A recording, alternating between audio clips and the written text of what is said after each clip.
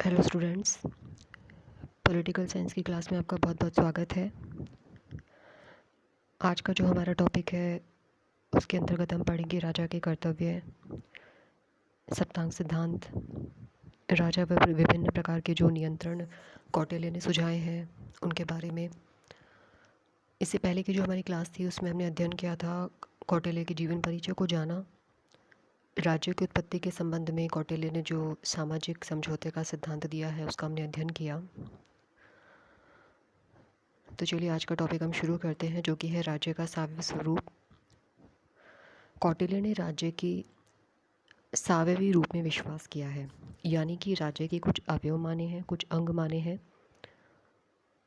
उनके अनुसार राज्य की 7 प्रकृतियां होती हैं, उनका अभी हम अध्ययन करेंगे। और इन प्रकृतियों को कौटिल्य ने अवयव कह करके संबोधित किया है, जैसे कि मनु ने प्रकृति कह करके संबोधित किया था। उस प्रकार से कौटिल्य ने राजा के कुछ गुण आवश्यक बताए हैं, जैसे कि वह विद्वान हो, उसमें दैवी बुद्धि हो, शक्ति हो, ऊंचे कुल का हो, सत्यवादी हो, दयावान हो, कृतज्ञ हो, दृढ़ निश्चयी हो, दूरदर्शी हो, विवेकपूर्ण हो, युद्ध में चतुर हो। इस प्रकार से कुछ राजा की क्वालिटीज़ बताई गई हैं। इसके बाद हम अध्ययन करते हैं राजा के कर्तव्यों के बारे में, उन्होंने क्या क्या बताया है। लोकहित तथा सामाजिक कल्याण। कौटिल्य के अनुसार राजा जो है वो दरिद्र, अनाथ, वृद्ध, नवजात शिशु, इनकी सहायता करने वाला होना चाहिए। उन्होंने अपने ग्रंथ अर्थशास्त्र में अनेक बातों का, अनेक नियमों का विस्तार से विवेचन किया है, चाहे वह पुनर्विवाह की बात हो, स्त्रियों के मान सम्मान की रक्षा की बात हो, अवयस्क जो बालिकाएं हैं इनके संरक्षण की बात हो। इस प्रकार से इसके अलावा उन्होंने राजा का कर्तव्य माना है कि वर्णाश्रम व्यवस्था को बनाए रखना, उस धर्म को बनाए रखना, और सभी जो प्राणी हैं उस धर्म का पालन करें, साथ ही अपने धर्म से विचलित ना हो पाएं। इसके अलावा उन्होंने राजा का कर्तव्य बताया दंड की व्यवस्था करना।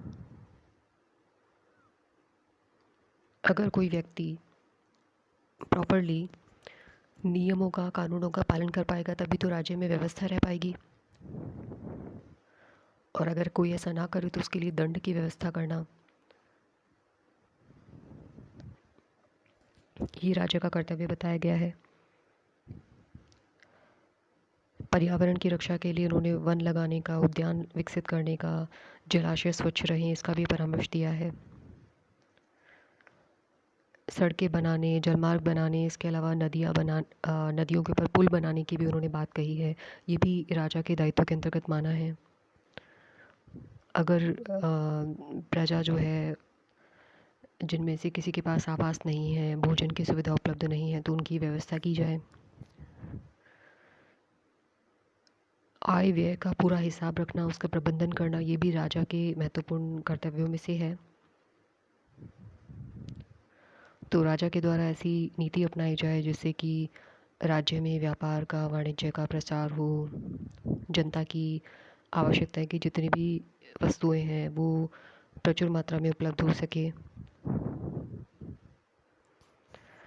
साथ ही ऐसा भी ना हो कि कोई व्यक्ति जो है वो जमाखोरी करे, यानी कि व्यापार पर जो एकाधिकार है उसको भी समाप्त करने की उन्होंने बात कही है।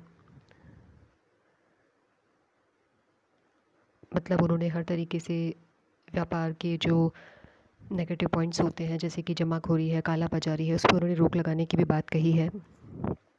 सिंचाई की व्यवस्था करने की भी उन्होंने बात कही है। कृषकों को उनकी आवश्यकता के अनुसार पशु है, बीज है, सिंचाई की व्यवस्था, ये सब उनको उपलब्ध करवाई जाए, उनको प्रोत्साहित किया जाए, ऐसी नीतियाँ लागू की जाएं।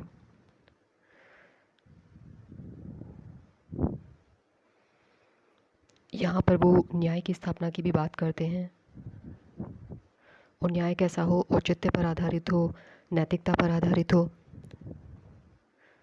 तो उन्होंने न्याय के दो प्रकार बताए हैं, एक तो है वितरणात्मक न्याय और एक है सुधारात्मक न्याय। वितरणात्मक न्याय से मतलब होता है कि समाज में इतने सारे वर्ग होते हैं, तो ऐसा नहीं है कि कोई भी वर्ग अभावग्रस्त हो, उसके पास उसकी आवश्यकताओं की पूर्ति नहीं हो पा रही हो, तो राजा का क्या उद्देश्य है कि किसी व्यक्ति के पास में जो जिस चीज़ का अभाव है उसको उपलब्ध करवाना। साधनों का जो वितरण है वो किसके आधार पर हो, न्याय के आधार पर हो, औचित्य के आधार पर हो। इसी प्रकार से होता है सुधारात्मक न्याय, कि जो कानून का उल्लंघन करे, जो अतिक्रमण करे अधिकारों का, तो राजा उसको दंडित करे।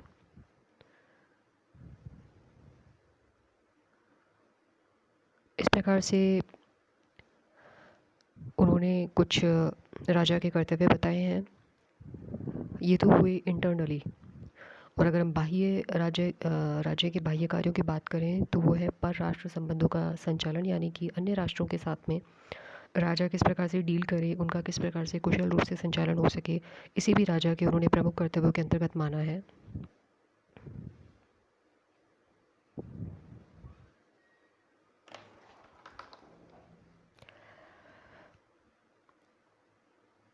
आगे हम अध्ययन करते हैं सप्तांग सिद्धांत का। जैसा कि अभी हमने समझा कि राज्य जो है उसका उन्होंने सावयवी स्वरूप स्वीकार किया है, 7 अवयव माने हैं। मनु ने उन्हें प्रकृति का नाम दिया था, इन्होंने अवयव का नाम दिया है। इसमें से कुछ एक जगह थोड़ा सा डिफरेंस है, बाकी जो है वो सप्तांग सिद्धांत मनु, शुक्र, कौटिल्य लगभग काफ़ी हद तक सेम है। तो सप्तांग सिद्धांत क्यों दिया गया था और क्या उद्देश्य था वो तो हम अध्ययन कर चुके हैं। यहाँ पे हम उनके 7 अवयवों के बारे में जानकारी प्राप्त कर लेते हैं। स्वामी जो है, राजा को ही स्वामी कहा गया है। इसका हम मनु चैप्टर में भी अध्ययन कर चुके हैं। यहाँ कौटिल्य ने सेकंड नंबर पे एक अलग टर्म यूज़ की है जिसे अमात्य का नाम दिया गया है। अमात्य में मंत्री, प्रशासनिक अधिकारी ये शामिल होते हैं। तो इनका कार्य क्या होगा कि राजा को उसके कार्य में परामर्श देना, सहायता देना, सलाह देना। तो ये अमात्य का कार्य हुआ। इसके साथ ही तीसरे नंबर पे यहाँ पे कौटिल्य ने जो बताया वो है जनपद। जनपद मतलब होता है कि किसी राज्य की भूमि और उसमें निवास करने वाली जो जनता होती है वो जनपद के अंतर्गत आती है। तो मनु ने यहाँ पे राज्य का उल्लेख किया था, जबकि कौटिल्य ने इसकी जगह जनपद शब्द का उल्लेख किया है। तो यहाँ पर ये ध्यान रखिएगा।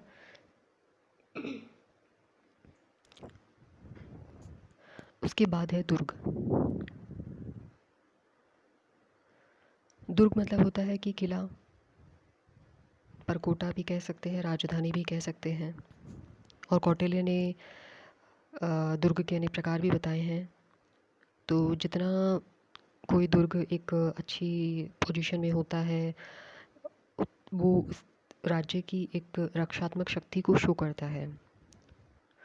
तो इन्होंने कहा है कि कौटिल्य ने कि दुर्ग जो है उसमें भरण पोषण की सामग्री भी हो, खाद्य सामग्री, पानी है, बारूद है, इनका सभी का उचित प्रबंधन होना चाहिए। कौटिल्य ने 4 प्रकार के दुर्ग बताए हैं, जैसा कि आप स्क्रीन पे देख रहे हैं। औदक दुर्ग, पार्वत, धानवन और वन दुर्ग। औदक दुर्ग जो होता है इसका अर्थ होता है जो चारों तरफ पानी से घिरा हुआ होता है, जल से घिरा हुआ होता है। तो ये एक तरीके से क्या है, रक्षात्मक प्रवृत्ति के लिए है। चारों तरफ पानी से घिरा हुआ होगा तो दुश्मन जो है वो आसानी से आक्रमण नहीं कर पाएगा, तो ऐसा दुर्ग कहलाएगा औदक दुर्ग। पार्वत, तो पार्वत जो है वो पर्वतों के बीच में घिरा हुआ होगा, तो वो भी सुरक्षा की दृष्टि से एक अच्छा है, पार्वत दुर्ग। धानवन, जो निर्जन हो, मरु प्रदेश में हो, उसे कहा जाता है धानवन दुर्ग। वन दुर्ग जो है वो वन बीहड़ों के बीच में हो, उसे कहा जाएगा वन दुर्ग। तो ये चारों प्रकार के जो दुर्ग हैं ये आपके एग्ज़ाम्स के लिए इम्पॉर्टेंट है। उसके बाद है कोष, दंड और मित्र। ये उसी प्रकार से हैं जो कि मनु ने बताए थे, मनु ने जिनका वर्णन किया था। यहाँ पर बस आपको ये ध्यान में रखना है कि कौटिल्य ने एक तो अमात्य शब्द का प्रयोग लिया है, और जनपद और दुर्ग के जो अनेक प्रकार बताए हैं उनका भी आप ध्यान रखिएगा।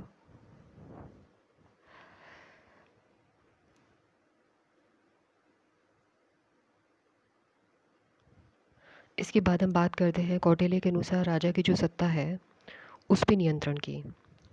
कौटिल्य ने राजा की सत्ता पर अनेक प्रकार के नियंत्रण की बात कही है। अब नियंत्रण की बात पहली बात आती क्यों है?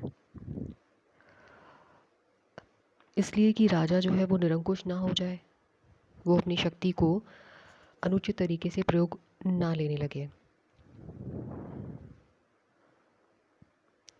कौटिल्य ने देखिए राजतंत्र को ही शासन का सबसे श्रेष्ठ प्रकार स्वीकार किया है। और अभी हमने सप्तांग सिद्धांत का अध्ययन किया तो उसमें राज्य के जो 7 अवयव हैं उसमें सर्वोच्च स्थिति किसको प्रदान की है? राजा को। तो कौटिल्य ने राज्य की विस्तृत बहुत सारे कार्य बताए हैं। तो एक तरीके से राज्य जो है उसका स्वरूप अलग हो जाता है, मतलब कि सर्वाधिकारवादी स्वरूप हो जाता है। राज्य जो है वो हर क्षेत्र में अपना प्रभाव रखता है। तो यहाँ ये क्वेश्चन मार्क उठ सकता है कि अगर किसी राजा को इतनी शक्तियाँ मिल जाएं, इतनी विस्तृत शक्तियाँ मिल जाएं, तो ऐसे में तो राजा निरंकुश हो सकता है, अपने मन की कर सकता है, उस पे किसी प्रकार का कोई प्रतिबंध नहीं होगा। तो जहाँ मनु ने राजा को धर्म के अधीन किया है, वहीं कौटिल्य ने इतनी विस्तृत शक्तियाँ देने के बावजूद राजा पर कई कुछ प्रैक्टिकल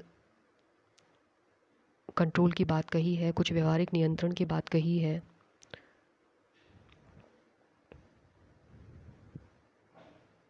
जैसे सबसे पहले हम बात करते हैं धार्मिक रूप से नियंत्रण की।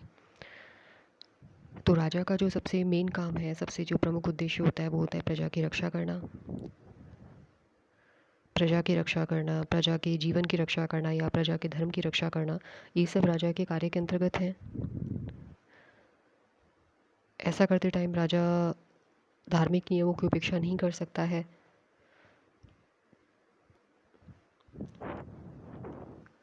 अगर राजा कुछ जो नियम बनाए गए हैं उनकी उपेक्षा करेगा, कुछ धार्मिक नियम जो हैं, तो प्रजा उसके प्रति विद्रोह कर सकती है। तो ये धार्मिक नियंत्रण का एक नियंत्रण हुआ। इसी प्रकार से अन्य नियंत्रण है मंत्री परिषद का नियंत्रण। अभी हमने चर्चा की कि राज्य जो है उसका संचालन करने के लिए राजा को कुछ अमात्यों की नियुक्ति करनी चाहिए। कौटिल्य कहते हैं कि जो रथ है, राज्य रूपी जो रथ है, उसके एक पहिया अगर राजा को माना जाए तो दूसरा पहिया मंत्री परिषद को माना जाएगा। क्योंकि देखिए जो राजा है वो एक अकेला हर क्षेत्र का, हर विषय का पूरी तरीके से ज्ञान नहीं रख सकता है। उसे अनेक अनुभवी विद्वान मंत्रियों की आवश्यकता होती है जो उसे समय समय पर अलग अलग विषय पर राय दे सकें। तो कौटिल्य ने शासक को परामर्श दिया है कि मंत्रियों के विवेक सम्मत परामर्श के बाद ही वह अपनी राय रखे, अपना डिसीज़न ले, और ऐसा भी ना हो कि मंत्रियों के द्वारा बताए गए किसी परामर्श की राजा अवहेलना करे, क्योंकि उसके कुछ बुरे रिजल्ट्स भी हो सकते हैं। तो ये हुआ मंत्री परिषद का नियंत्रण। जनमत का नियंत्रण की बात कही है। देखिए आज भी हम देखते हैं कि जब कोई संवैधानिक पद पर आता है तो उसे शपथ दिलाई जाती है कि अपने कर्तव्यों को पूरा करने की। तो राजा को भी जब जब वो अपना पद धारण करता था तो उसे शपथ दिलाई जाती थी कि जनता की इच्छा का सम्मान भी करेगा और जो भी कार्य करेगा वो लोकहित में करेगा। तो शासक जो है अगर वो जनमत की अवहेलना करता है या लोकहित के विरुद्ध कार्य करता है तो जनता उससे असंतुष्ट भी हो सकती है, विद्रोह भी कर सकती है।